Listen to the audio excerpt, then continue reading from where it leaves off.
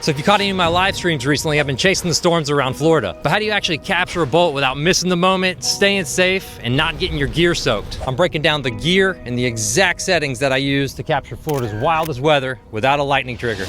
So before we talk about gear, we have to talk about safety. You should always have a weather app and a radar app open almost constantly, tracking the storm fronts and seeing where they are in relation to you. You can also track the storm by sound, so if you see a lightning strike and then you hear the thunder, about every 5 seconds is a mile. If it gets too close, take shelter under a roof or your vehicle, and anywhere about 30 seconds or closer, you need to start worrying, because no photo is worth your life. Now you know I love the Yamper, but some of my best shots, and actually most of them, are within 20-30 minutes from my house. You can get some of the greatest shots less than an hour away. When you feel safe, you can always get back to your house. So don't think you need some special vehicle, you have to take some special trip, because most of the best shots are right near home.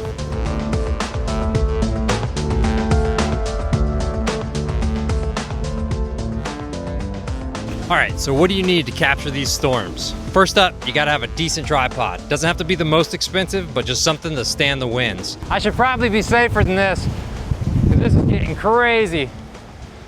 Whoa! Look at the light and stuff though.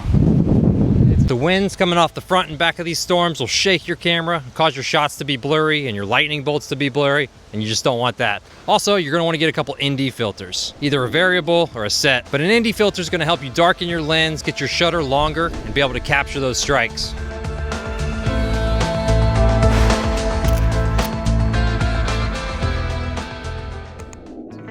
So you got a decent tripod, some decent filters. Now combine that with one of these techniques, long exposure time-lapse photography or a lightning trigger, and you'll be making some awesome shots in no time. So this is the technique that I like to use personally, and that's long exposure time-lapse photography. All right, so we have had several awesome strikes. I could probably just run this right here. You'll see one in a minute.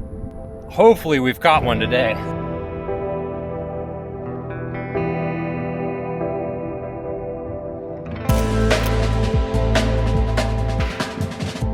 It comes with a few benefits, but also a few downsides. So let's quickly go over them. So the first thing is it's cost effective. You don't have to buy any extra gear. It just works with your camera. Most new cameras have a built-in intervalometer, so you don't need anything special. If you have your camera, tripod, you're ready to go. Second, you get extra content. You get a time lapse of the entire storm that passes through, and they're just gorgeous when you get them just right.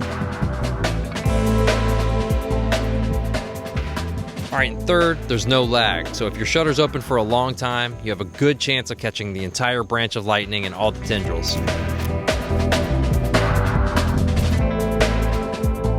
But the downsides, you really want to be shooting in low light or near dark. It needs to be pretty dark outside, or you have to use heavy ND filters. But luckily, this is kind of the best time to shoot when you get the most contrast between the bolts and the sky. So low light, nighttime, dusk, and dawn, those are usually the best times and offer the best end results.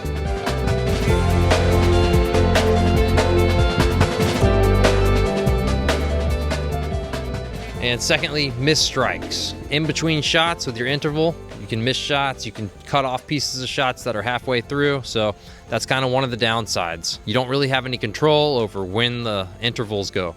So once you set it, you're kind of at the mercy of the intervalometer.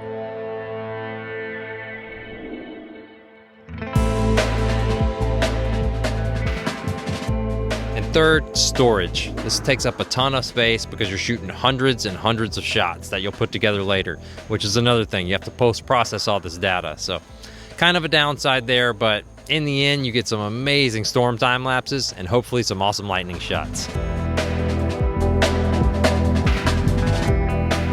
All right, now let's go over the lightning trigger. And admittedly, I don't use these and I have never used one, but they do come with some benefits and of course some downsides too. First, you can shoot anytime. These days, they're pretty good. You can catch daytime lightning with pretty good results. This is the most reliable way to shoot daytime storms. Second, it saves a ton of space because it's only taking shots when it senses the lightning and fires the shutter. So you don't have hundreds of images like you do with the time lapse. And third, it's gonna have lower noise. When you run long exposure time lapse, that can heat your sensor up and that can cause noise in your images. So this way your sensor stays cool and everything stays as clean as possible. All right, so the downsides. Sometimes they can have lag, which causes it to miss the initial bolt and kind of cut your lightning bolt in half.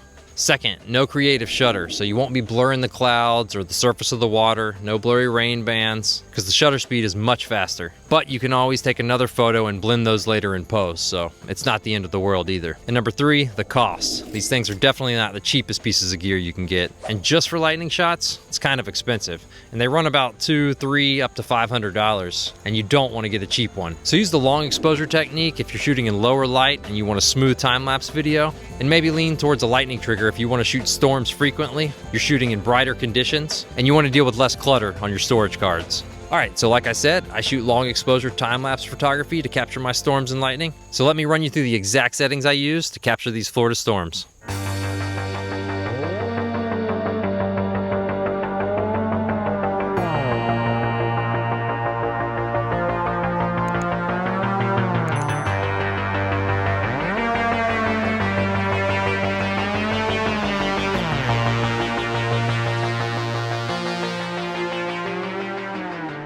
Alright, first you want to make sure your camera is in fully manual mode, and then we're going to set ISO. ISO 100 or your camera's lowest native ISO, and this will ensure your images are as clean and as noise-free as possible. Essential for long exposure time lapses due to heat buildup on your sensor.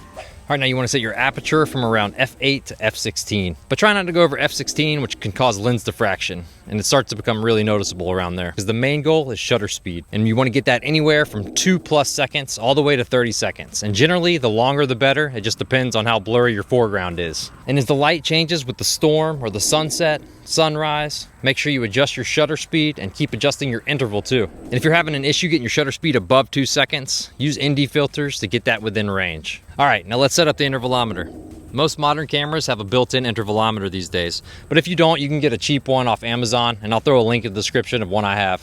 They work fine, and they're about 10-15 bucks. So find your intervalometer shooting function, head in there. We're going to set our number of shots. I like to put that up at least like 900 or more. That way I can control it. I turn it on with the shutter, and I can turn it off with the shutter, and it runs for quite some time. I like to set my shooting start time with a 5-second timer delay, and then I do my shooting interval 1 second longer than my shutter speed. So if my shutter speed was set 10 seconds, I'd set that shooting interval to 11 seconds. If it was 5 seconds, I'd go to 6 seconds. You just need to make sure you have that 1 second in between so the file can process and save. Then you just make sure it's turned on, and you're good to go. As far as focusing goes for storm images, I like to focus on the background or the horizon, just to ensure my lightning and storm is crisp. But if you're really close to your foreground, you can focus that in the front, then let your time lapse run. Then just hit your shutter, start your time lapse, and you're off. It'll run until the number of shots you've set is reached, or you hit the shutter again to turn it off. It's really that simple. Then it's just a matter of positioning, timing, and luck. If your settings are off just a little bit, you'll get this washed out blurry mess when the lightning strikes. But if you dial in the perfect settings, you get these epic storm images.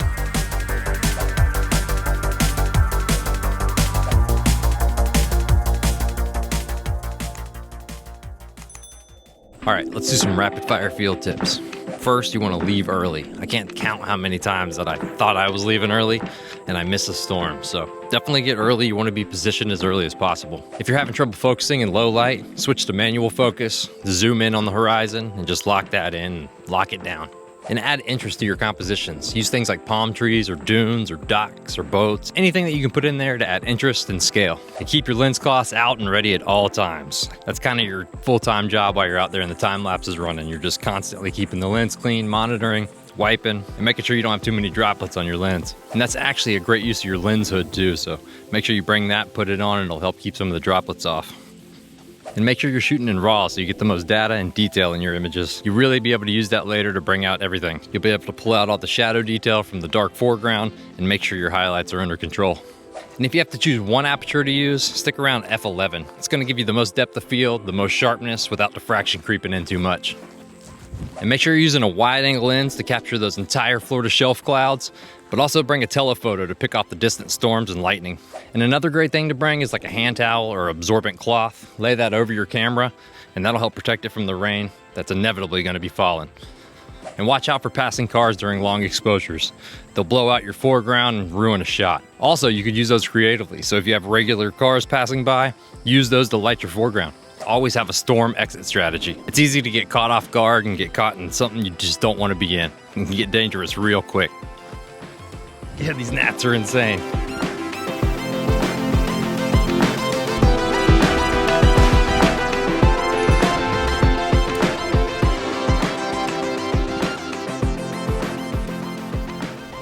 So which part of storm photography do you find the most difficult? Is it timing the storms, the right settings? Let me know in the comments. And hit that subscribe button. I'll see you on the next live stream. It's absolutely crazy out here. We gotta run.